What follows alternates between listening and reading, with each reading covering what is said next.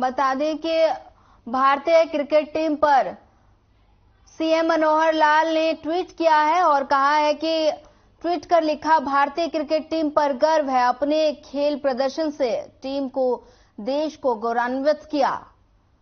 हरियाणा के सीएम मनोहर लाल ने भारतीय क्रिकेट टीम पर ट्वीट किया और कहा कि हम सभी को भारतीय टीम पर गर्व है, विश्व कप में शानदार प्रदर्शन करने वाली भारतीय टीम पर गर्व और आप सभी को अच्छे प्रदर्शन से देश को गौरवान्वित किया, सीएम मनोहर लाल ने ये कहा।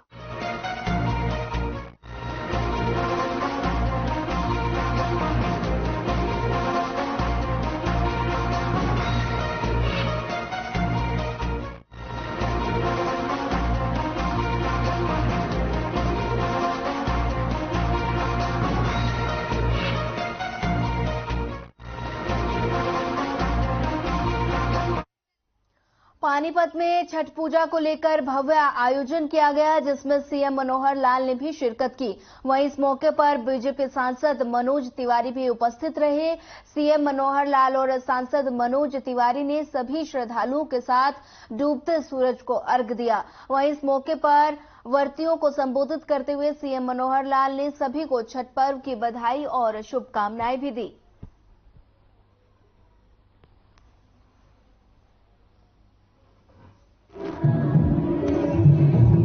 मित्रों, इसी नाते से एक दूसरी मांग जो है, असंध रोड पर थर्मल चैनल, वहां भी 300 फीट घाट के निर्माण की ये एक आवश्यकता बताई गई है। डिपार्टमेंट ने उसको भी फिजिबल कर दिया है।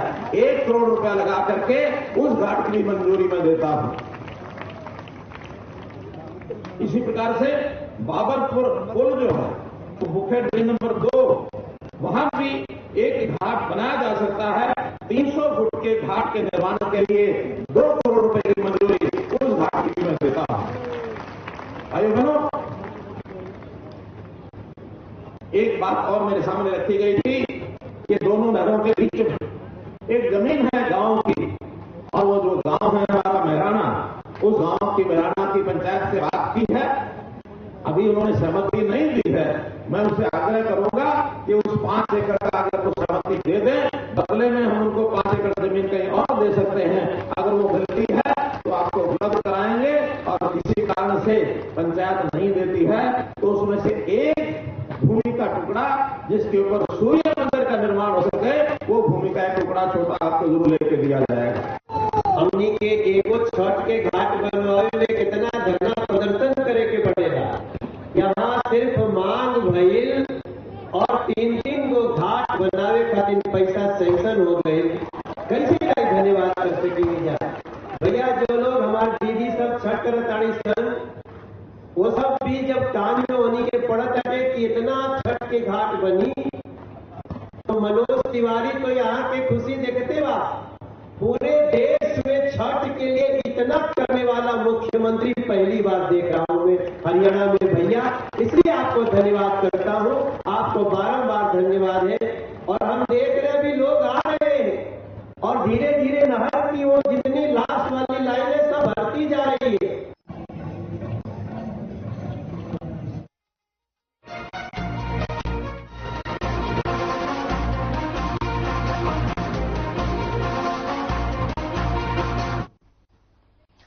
छठ महापर्व पर यमुनानगर में कई तरह के आयोजन किए जा रहे हैं। यमुना के किनारे जहां महिलाओं ने डूबते सूर्य को अर्घ्य देकर अपना व्रत शुरू किया, वहीं पूजा अर्चना करके अपने पति, परिवार व समाज के लिए मंगल कामनाएं की। वहीं पूर्वांचल कल्याण सभा द्वारा आयोजित कार्यक्रम में कांग्रेस के पूर्व प्रदेश प्रवक्ता सतपाल कौशिक, कांग्रेस नेता प्रदीप अग्रवाल ने कार्यक्रम में भाग लेकर पूर्वांचल के लोगों को इस त्योहार की शुभकामनाएं भी दी।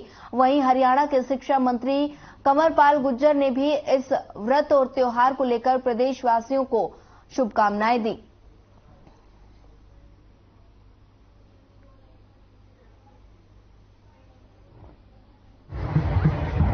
छठ छठ एक बहुत अच्छी त्योहार हमारे पूर्वांचल का त्योहार है। ये सूर्य की उपासना के लिए बनाया गया है। इसमें औरतें जो है डूबते हुए सूर्य को और उगते हुए सूर्य दोनों का अर्घ देती हैं और अपने पति और राष्ट्र के निर्माण के लिए भावुक हो जाती हैं। तो व्यवस्था बहुत बढ़िया है, बहुत बढ़िया व्यवस्था है। आप लोग सारा देख रहे हो, है कि नहीं है? आज तो हमारा काम सिर्फ सेवा करना है जी। देखिए, छठ पूर्व पर मैं सभी प्रदेशवासियों को मैं इसकी बहुत बहुत शुभकामनाएं देता हूं। और ये जो उत्सव है बहुत ही, मैं समझता हूं बहुत ही उत्साह के साथ हमारे पूर्वांचल के भाई जो हैं और बहनें जो हैं बहुत ही उत्साह के साथ इसको मनाते हैं। और मैं भी अभी इसी प्रोग्राम में, इसी कार्यक्रम में जा रहा हूं उनमें शामिल होने के लिए। मेरी ओर से उन सभी को बहुत बहुत शुभकामनाएं, बहुत बहुत बधाई। और हमने अच्छे प्रबंध कर रखे हैं, जिस तरह किसी तरह की कोई नुकसान ना हो किसी को। पब्लिक से यही निवेदन है कि किसी का धक्का मुक्की ना करे, अपना आराम से पूजा करे। कानून व्यवस्था पूरी सुदृढ़ कर रखी है और कम से कम 150 से 200 के करीब मुलाजिम लगाए हुए हैं, सिविल 5-7 कपड़ों में भी और वर्दी में भी, और कम से कम 20 नाके लगाए हुए हैं और पूरी अच्छे से सुरक्षा की हुई है।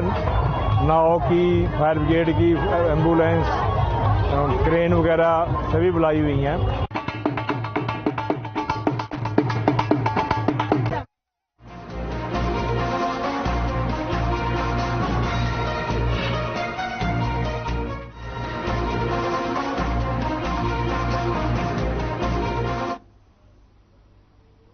फरीदाबाद में एनआईटी विधानसभा में जंगल महादेव मंदिर में छठ पूजा के कार्यक्रम में हजारों की संख्या में भक्तों ने बड़ी श्रद्धा से छठ माता का पूजन किया और छठ महापर्व में उगते हुए सूरज को अर्घ्य देकर पूजा संपन्न की। और बता दें कि बिहार और उत्तर प्रदेश के लोगों का ये सबसे बड़ा पर्व छठ धूमधाम के साथ मनाया गया। निर्जला उपवास रखते हुए शाम को सूर्यास्त के समय डूबते हुए भगवान सूर्यदेव को जल में खड़े होकर अर्घ्य दिया और इस मौके पर श्रद्धालुओं ने छठ मैया का ध्यान किया। वहीं पारंपरिक गीत संगीत ने समा बांध दिया। कई मिठाइयों से छठ मैया को भोग अर्पित किया गया। वहीं पूरे शहर में चहल पहल रही।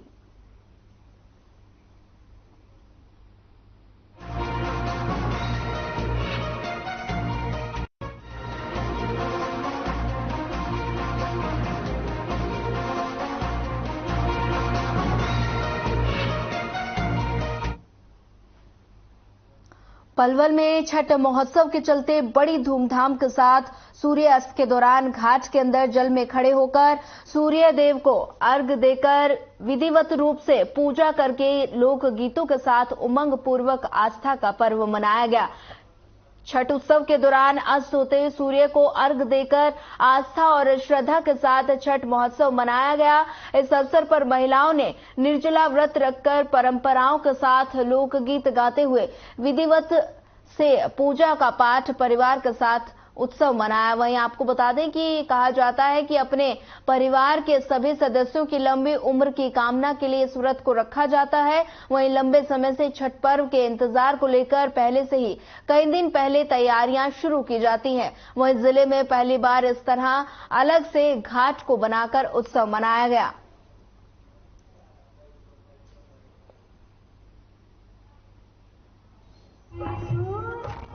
इस व्रत को करने से घर में सुख, संपत्ति, संपदा और सुख शांति बनी रहती है।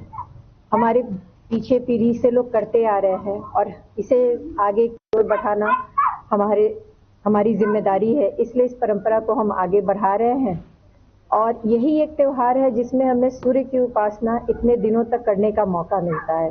डूबते सूर्य से शुरू करते हैं और इसकी समापन उगते सूर्य की पूजा से होती है। पूर्वज इस व्रत को करते हैं और वो लोग निर्जला ही किए शुरू से, तो हम लोग भी निर्जला ही व्रत किए और पुत्र के पौत्र के सबकी कामना करते हैं। उन लोगों के व्रत किया जाता है और इसमें पानी तो पिया ही नहीं जाता। 36 घंटे का उपवास होता है। खरना के बाद 36 घंटे का उपवास रहा, तो इसलिए जब सब कोई कर रहे हैं वही हम करते आ रहे हैं। ये पर्व ऐसा है कि सब कोई उगते हुए सूर्य की पूजा करते हैं, लेकिन एक यही पर्व है जिसमें पहले हम डूबते हुए सूर्य की पूजा करते हैं और दूसरे दिन उगते हुए सूर्य की। इसमें जो है हम लोग तैयारी करते हैं 4 दिन। नहा खा पहला दिन होता है जिसमें शुद्ध खाना में चावल, घिया, सब्जी, दही और घर की सफाई। परिवार में 4-5 दिन लहसुन प्याज कोई तामसी भोजन नहीं किया जाता है।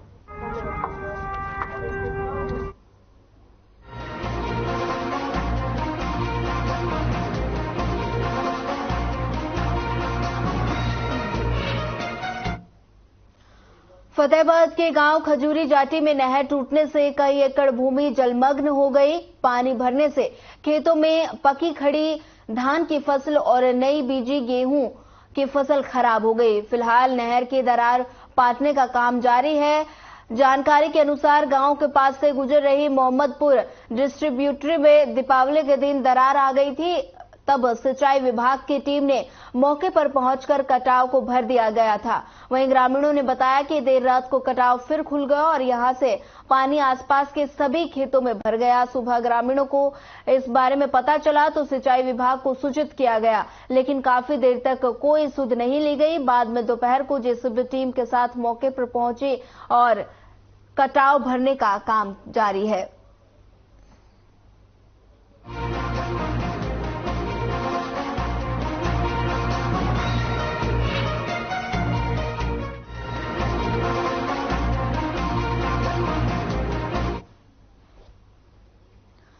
चरखी दादरी में पूर्व मंत्री सतपाल सांगवान द्वारा कार्यकर्ता का सम्मेलन का आयोजन किया गया। कार्यकर्ता सम्मेलन में महिलाओं ने ढोल नगाड़ों के साथ लोकगीत गाए। वहीं पूर्व मंत्री सतपाल सांगवान ने बताया कि कार्यकर्ता सम्मेलन में भारी संख्या में पहुंचकर क्षेत्र के जनता ने अपना प्यार दिखाया और पूर्व मंत्री सतपाल सांगवान ने बताया कि पिछले 4 वर्ष में दादरी क्षेत्र में कोई विकास कार्य नहीं हुए हैं। आम नागरिकों को समस्याओं के चलते परेशानी का सामना करना पड़ा।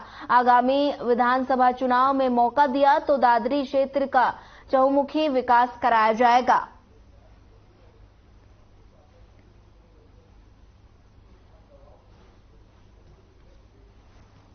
आज जो है ना जनता ने मेरा इतना हौसला बढ़ा दिया कि आप सोच भी नहीं सकते। आप भी देख रहे हो, एक तरफा लोग हो रहे थे, मेरे बस की बात है। और मैंने कभी गांव में नहीं गया, मैं कभी कोई आपके पेपरों में दिया, बस मेरी टेलीफोन जरूर मैंने लोगों को की और इतनी तादाद में लोग आए तो आप ये सोच रहे हो कि इसका क्या फैसला हो सकता है। कार्यकर्ता में यही फैसला लिया गया कि जो मेरी जनता कहेगी, मेरे कार्यकर्ता कहेंगे, वो मैं फैसला मेरा आखिरी होगा। क्या फैसला? मैं गांव में जाऊंगा, हर गांव में अगर 6 महीने में हर गांव का घर में सतपाल नहीं गया तो सतपाल भी कुछ नहीं है। हर घर में जाऊंगा और उनसे पूछूंगा, डिटेल लूंगा, वही तुम के को बता दे और वो फैसला करूंगा। भाई हर कोई मैंने प्यार से जो है ना चुनाव लड़ेगा, मैं नहीं तो मेरा परिवार से कोई लड़ सकता है। मैंने बुढ़ा बताऊं, देख बुढ़ मेरा पीछा पड़ गो तो बोले तू थोड़ा मैं किस तरह को मन नहीं कौन तो मैं जो है ना चुनाव अगर नहीं लड़ा तो जनता के 6 महीने में अगर हर गांव 90% मेरे गांव अगर दादरी कॉन्स्टिट्यूएंसी के ना कर दूं तो मैं कुछ नहीं।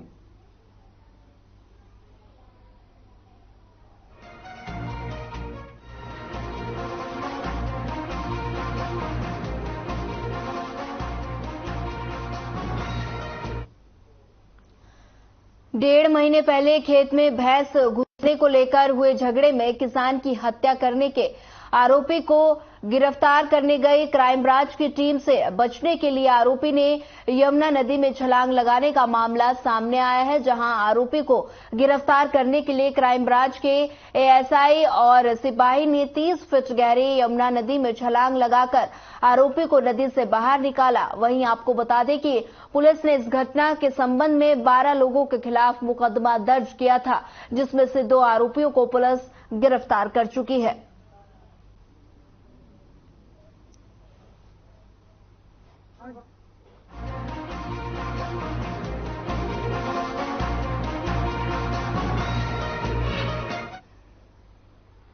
यमुनानगर के इब्राहिमपुर गांव में तेंदुए का आतंक देखने को मिल रहा है, जहां खेत में काम करने जा रहे पिता पुत्र पर तेंदुए ने हमला कर उन्हें घायल कर दिया, जिसके बाद गांव में दहशत का माहौल बन गया। ग्रामीणों ने घायलों को अस्पताल में भिजवाया। वहीं डायल 112 की सूचना पर छछरौली थाना प्रभारी वन्य प्राणी विभाग और वन्य विभाग की टीम मौके पर पहुंची और करीब 5 मिनट के भीतर ही तेंदुए का रेस्क्यू कर लिया गया। वहीं ग्रामीणों ने बताया कि पहाड़ी और जंगली इलाका साथ होने के चलते यहां पर दर्जनों की संख्या में तेंदुए घूमते दिखाई देते हैं, लेकिन ये तेंदुआ उन्हें बीमार लग रहा था, जिसके चलते उसने ऐसी हरकत की। वहीं घायल नवाब और उसके बेटे जिशान ने बताया कि उनके घर में फरवरी में बेटी की शादी थी और वहां भी गरीब परिवार से हैं और उन पर ऐसे मुसीबत के पहाड़ खड़े हुए हैं, जिसके चलते वे सरकार से मदद चाहते हैं, क्योंकि वे बुरी तरह से घायल हो चुके हैं और नवाब तो अब कई महीने तक खेत में काम भी नहीं कर सकता।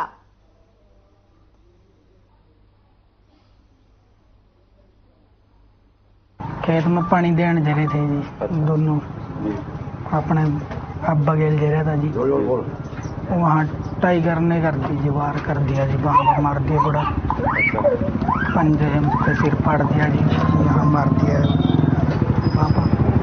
ये सवेरे वगैरह घूम रहा जी कई दिन से।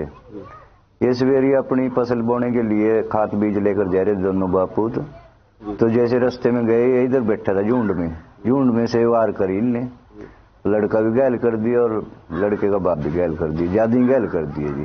क्या नाम है उनके? एक लड़के का नाम तो बाप का नाम तो नवाब खान है जी, लड़के का क्या नाम हम जी? जिशान जी। तो फिर गांव वाले भाग गए, यहाँ से रौला पड़ गया, उनको गांव में उठा के अस्पताल में ले गए जी।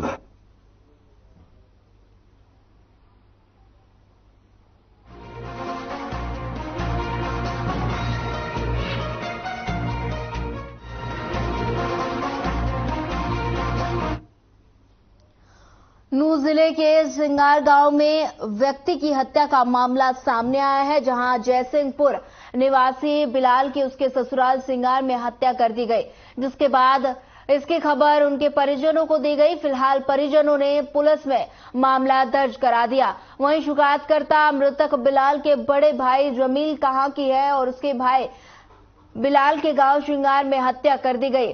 जमील ने बताया कि बिलाल की शादी 3 साल पहले श्रृंगार निवासी याकूब पुत्री नजराना के साथ मुस्लिम रीति रिवाज के अनुसार हुई थी। नजराना से पहले भी अनबन चल रही थी और कई बार पंचायत भी नजराना को लेने गई थी। वहीं नजराना करीब 1 महीने से अपने पीहर श्रृंगार में रह रही थी। वहीं 15 नवंबर को बिलाल अपनी पत्नी नजराना को लेने श्रृंगार गांव पहुंचता है। 2 रात श्रृंगार में रुकने के बाद अचानक 17 नवंबर की सुबह बिलाल के परिजनों के पास बिलाल की मौत की सूचना मिलती है।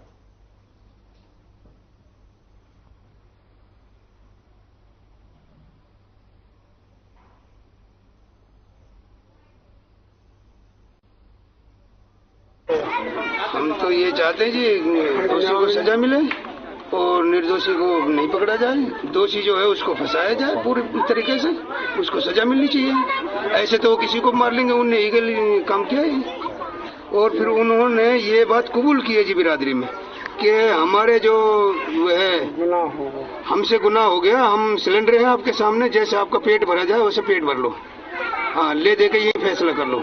तो हमने उनकी बात नहीं सुनी है। हम थाने गए, थाने जाके हमने रिपोर्ट दर्ज कराई है, फिर हमने डेड बॉडी उठाई है, उसके बाद हम पोस्टमार्टम करा के लाए हैं। रात हमने ईशा की नमाज पढ़ के मिट्टी दी है अपने भाई को।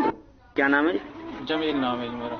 जमील जी क्या मामला है आपको? जी ये बिलाल मेरा छोटा भाई है जी। यहाँ से 15 तारीख को शाम दोपहर के बाद में गया था जी, कहाँ गया था? गाँव को अपनी मेहरबानी को लेने के लिए। तो वहाँ से फोन आया जी 17 तारीख में सुबह तकरीबन 6 बजे करीब, 5:30 या 6 बजे करीब। और फोन भी उनका यहाँ दूसरा साडू है उनके पास आया, हमारे पास फोन भी नहीं आया जी। तो उनका लड़का आया यहाँ पे कहने के लिए जी, छोटा सा बच्चा है। तो हमें तो ऐसे मालूम हुआ जी, वहाँ जाके देखा तो उन्होंने कहा था फोन पे, हमने यहाँ से फोन करा जाओ कि भाई इसने बिजली पकड़ ली। वहाँ जाके कहीं उनने फांसा लिया है इसने। वहाँ जाके देखा तो न फांसे की वहाँ कोई ऐसी उपाय हमने कि यहाँ ने फांसा लिया है।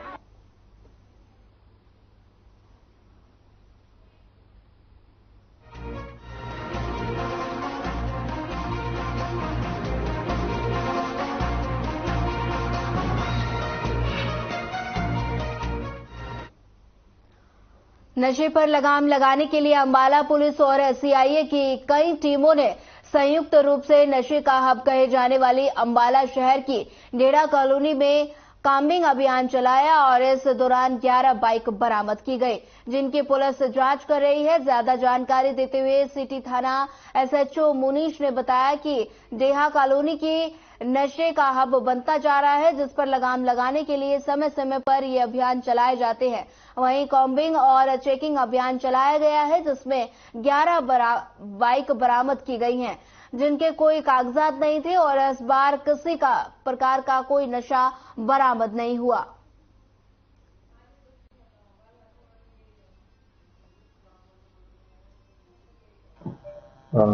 चौकी नंबर 4 के इलाका में डेढ़ा कॉलोनी से अमूमन हमें नशे आदि के व्यापार की खबरें मिलती रहती हैं। इसी को लेकर माननीय पुलिस अधीक्षक महोदय के निर्देशों पर आज एक कॉम्बिंग और सर्च अभियान चलाया गया था, जिसमें मैं चौकी प्रभारी संख्या 4, CIA 1, CIA 2, ANC और स्वैट टीम को सम्मिलित किया गया और हमने एक ज्वाइंट कॉम्बिंग ऑपरेशन किया था। जिस कॉम्बिंग ऑपरेशन के बाद हमने वहां से कुछ 13 संदिग्ध वाहन हमने कब्जा में लिए थे, जिनमें से एक को हमने चालान किया है और बाकी सबकी अभी तस्दीक हमारे द्वारा की जाएगी।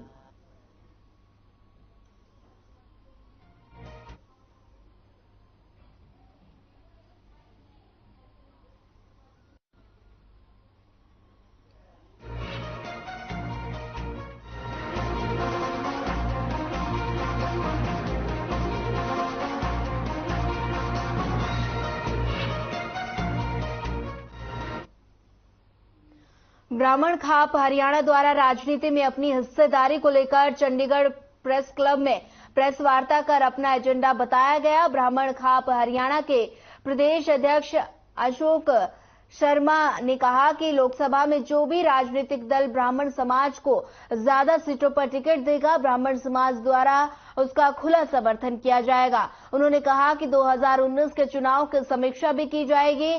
उस समय कांग्रेस, भाजपा, INLD और जेजेपी और आम आदमी पार्टी समेत अन्य राजनीतिक दलों ने ब्राह्मण समाज को कितनी सीटों पर टिकट दी थी। EWS का वर्गीकरण करके ग्रुप A और ग्रुप B बनाया जाए, वही ब्राह्मण समाज को ग्रुप A में रखा जाए।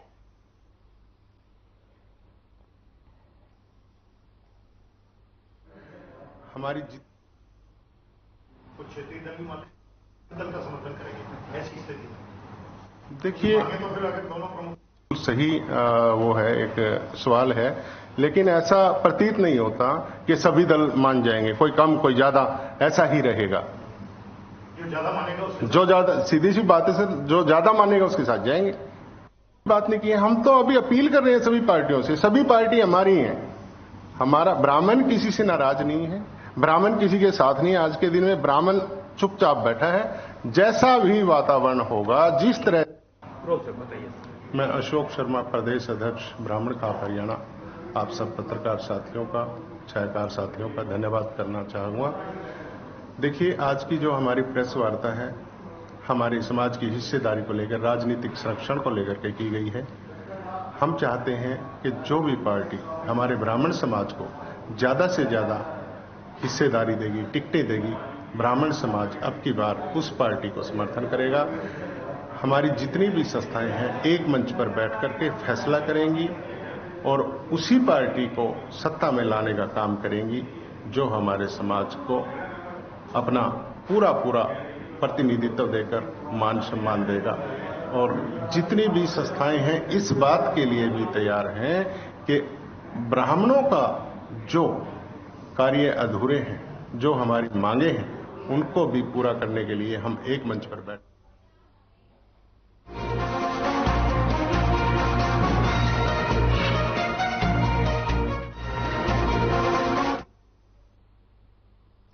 यमुनानगर में एक साथ 3 दुकानों में भीषण आग लग गई। देखते ही देखते आग ने विकराल रूप धारण कर लिया। आग की चपेट में आने से करोड़ों रुपए का सामान जलकर राख हो गया। वहीं सूचना पर पहुंची दमकल विभाग की टीम ने कड़ी मशक्कत के बाद आग पर काबू पाया। आग लगने का कारण शॉर्ट सर्किट बताया जा रहा है। वहीं आसपास के लोगों में दहशत का माहौल नजर आ रहा है। वहां पर भारी भीड़ भी एकत्रित होना शुरू हो गई, जिसे देख पुलिस को भी मौके पर मोर्चा संभालना पड़ा।